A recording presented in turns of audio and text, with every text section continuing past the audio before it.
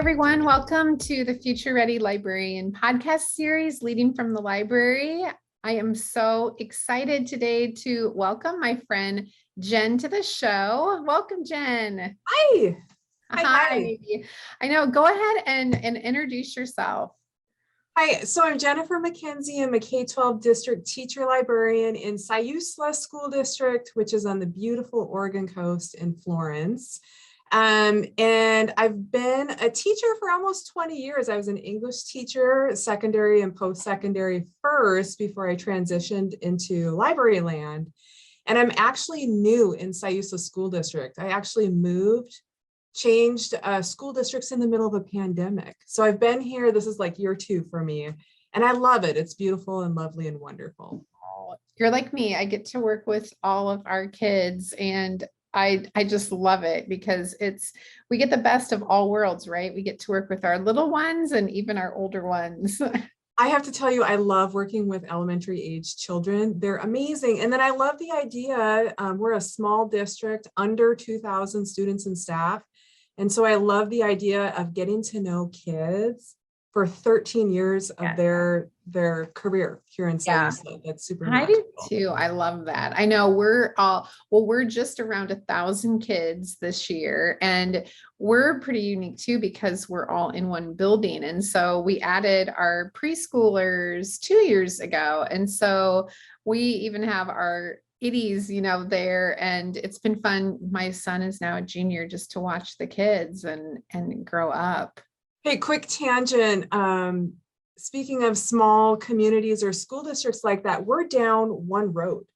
And so like when I was doing virtual field trips last year with the college, which is at the end of the street, I was like, lean to the right and look down the road, first graders. You can see your future literally down the road. And then coming from a bigger district of almost 18,000 to here, to get a Chromebook cart from one building to the other, you literally just push it down the sidewalk, which kind of cracks some librarian folks up. Yeah.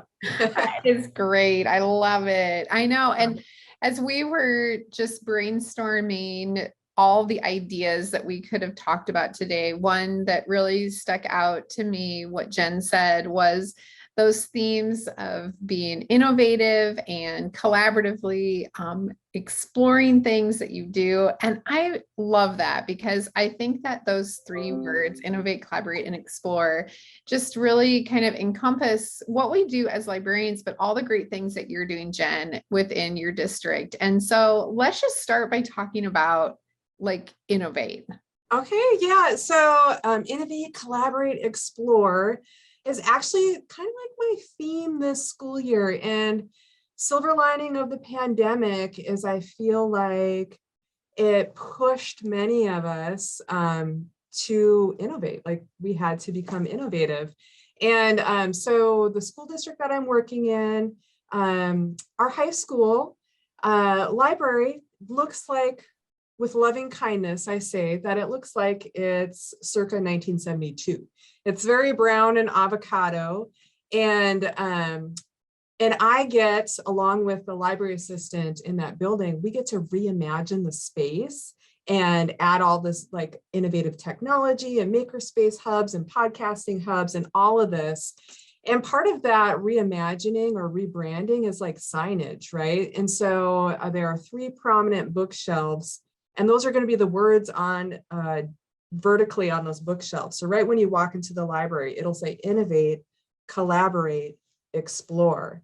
And we also know that part of reimagining our spaces in the library, if you're coming from a traditional like book-centric library, is that you have to show your patrons what 21st century teaching and learning is all about. So some of the innovative things that we did, and when I say innovative for Siuslaw, like these things may be happening in other spaces around the country or across the globe, but they were new for this school district.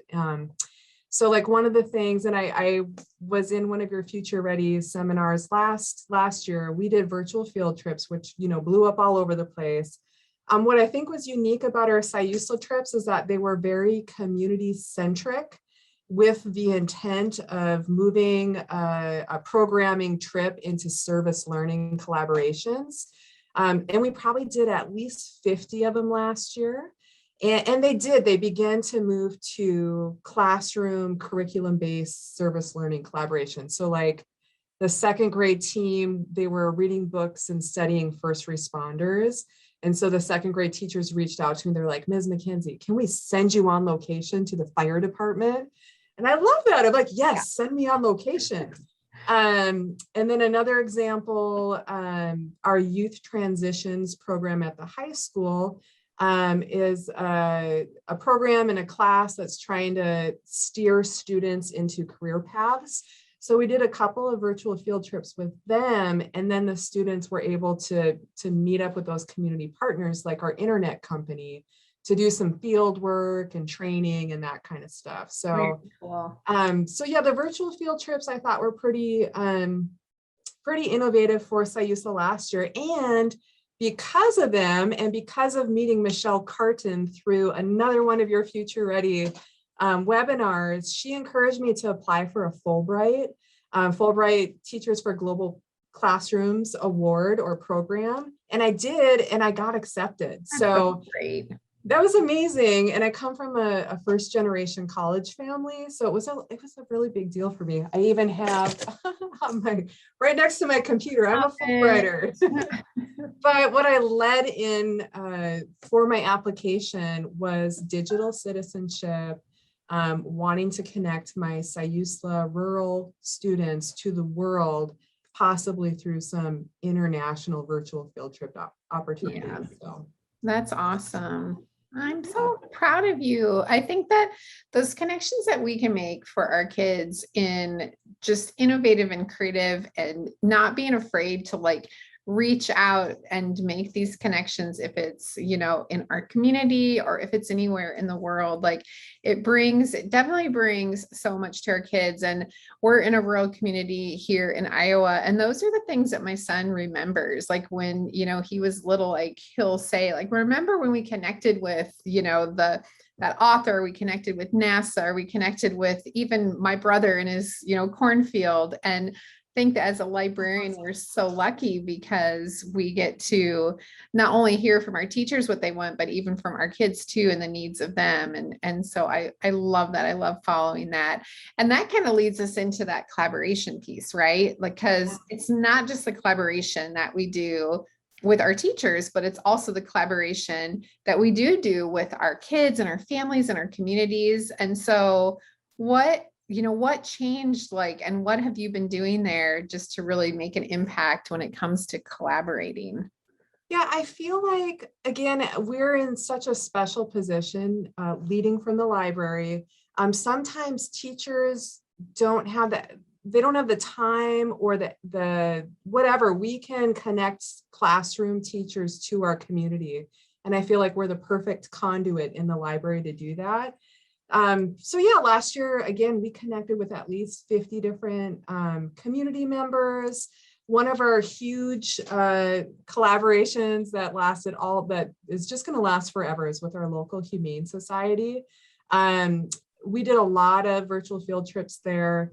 We did a lot of reading with the animals, and especially with our K1, 2, 3 grade level students. We talk about how reading physiologically impacts the body. Like when you start reading a book to an animal, a puppy or a kitty, or a young kiddo or an adult, like your breathing slows down and your pulse slows down. And it's especially, like, we know a lot of us are focusing on social emotional learning this year because of the pandemic. Like reading is a tool to help with SEL and calming the body. So we frequent the Humane Society a ton. And then like we had our art students at the middle school create art in collaboration with the Florence Regional Art Alliance. So they showcased the student artwork downtown. And then all of that money was raised for the Humane Society. So we have these like beautiful interagency collaborations constantly happening. And I think, again, that's the benefit of living in a smaller town. Like sometimes we may lack some resources and feel a little isolated. However, we're rich in reciprocity. And And yeah, and another, I have to mention another cool collaboration that we just started is with our local radio station. So we're gonna set up a podcasting hub in our middle school and high school libraries. We're working with KXCR Community Radio. And so whatever we create and produce will be aired in town on the local radio station. Wow. As well as like, I want to pop those onto StoryCorps so that they're archived with the Library of Congress, and they'll go like on our, they'll go all over the place. So it's like a real authentic way to amplify student voice in a super meaningful way. That's also a community collaboration. Like, how cool is that? Our job is so cool. I know. We have the best job, right? We have the best job, really. And again, the kids will never forget those collaborative just relationships and experiences they can have. I think that's amazing. And so talking about the last thing that you have in your library is your theme Explore. I think that just by watching what you're doing and also listening to all the great things that you're doing with your kids and your teachers, that really encompasses also the things that we can do now as a librarian. And I know that I had so many aha moments like during the pandemic and continue to do, but I think that the exploration that we can have is just so great as librarians, but it's really opened our eyes over the last like 18 months to what that truly means. Yeah, I always have to find the silver lining in everything. Yeah. One of the silver linings in the pandemic is we all got wired up. This school district didn't have Chromebooks before the pandemic, and now we're all one-to-one Chromebooks, and everyone learned how to connect online. So I've done service learning throughout my entire career. And I remember when I worked with my college kids, I could be like, okay, go meet your community partners because they drove, right? But when I did service learning projects with like my middle schoolers, we were doing an oral history project researching our refugee New American population in the town that I used to live. And like middle schoolers can't get in a car and go drive and connect. So we would have to bring all the participants in. I remember like being on speakerphone in the classroom, talking to our historical society person, because that was the technology over a decade ago. And so this pandemic has, again, just moved us all forward, showed us how to be innovative, and really made connecting quite easy. So yeah, when I think the third banner that's going up in our library represents the ability to reach outside of our community and connect. It also represents obviously like our information literacy standards from the library, and research standards as exploration. Again, with my Fulbright, I specifically wrote it because I want to take, again, my students in SIUSLA outside of the community across the globe for exploration. And then another big part of that explore concept for me is makerspaces in our libraries. Yeah. Our makerspaces sometimes, kids, I circulated thousands of these little paper to-go kits during the pandemic, right? Because they had to be flat. I prototyped them to be flat so they could be easily mailed or put into our students' little take-home folders that they got every 2 weeks. And makerspace kits, sometimes people are like, oh, they're just crafts. And I'm like, no, we're teaching kids the engineer design process through every single one of those little activities. And so we're building makerspace hubs in our library. I still do these kits. Teachers can request class sets or grade level sets. So depending on their career, I have some teachers that I'll work with every single week, and then some teachers will request for specific units. And so I can pop into class, or they can just get the kits and they have video instructions and all that jazz.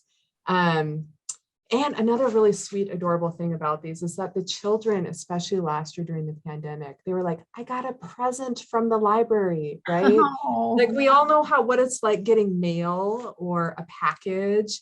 And so they think of them as little gifts. And then now, again, this is why I love elementary students.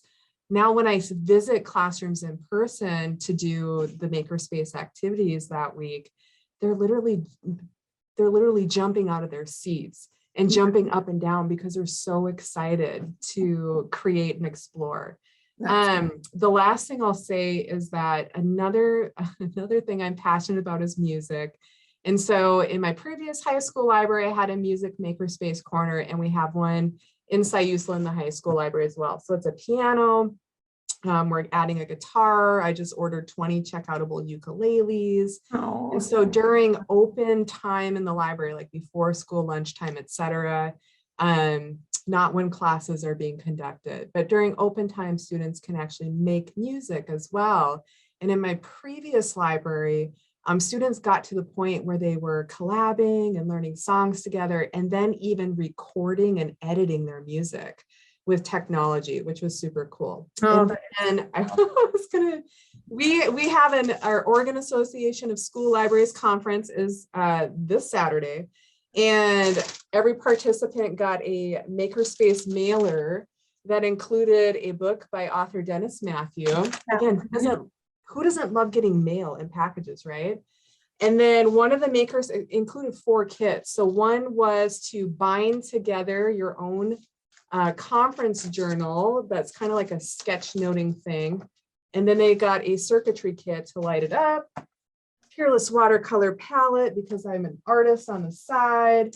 They got one of the sessions. Dennis Matthew is also a musician. And so during his author spotlight, everyone got a bag of beans. Oh, very cool. To make a little percussion instrument. And then the last one, I'm sure you know Kelsey Bogan. She is blown up as like the TikTok queen.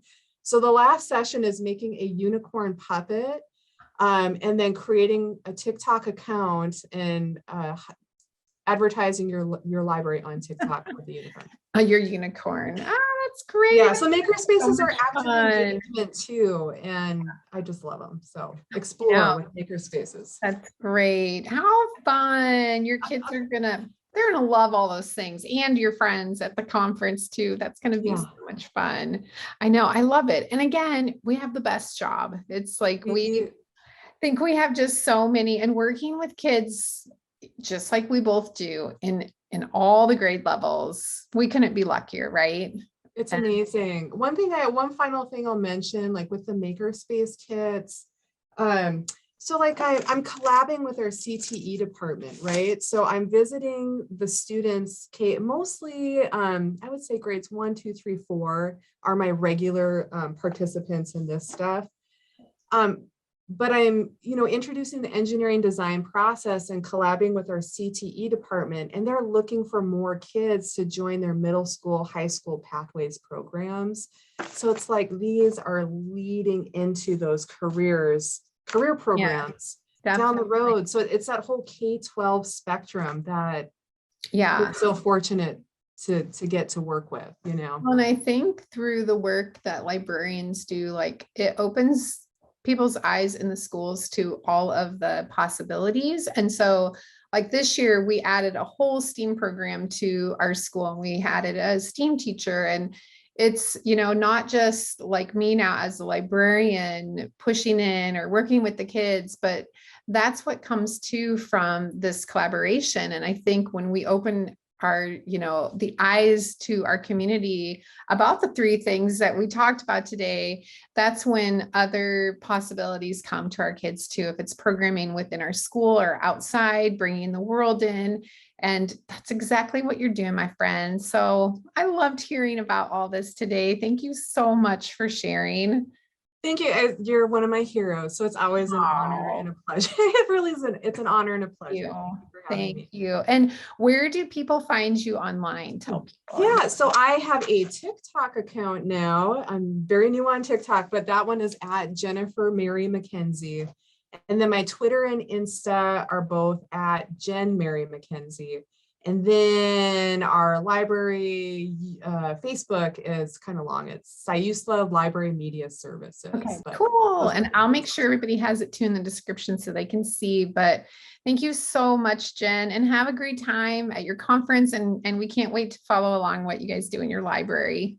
Thank you. Bye. Thank you. And thank you everyone for joining. And a huge thanks to Follett for sponsoring our podcast series.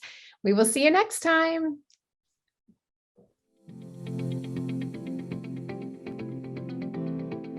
Thank you for joining us for the Future Ready Librarian podcast, Leading from the Library. I would like to also thank our sponsor, Follett Learning, for their amazing continued support.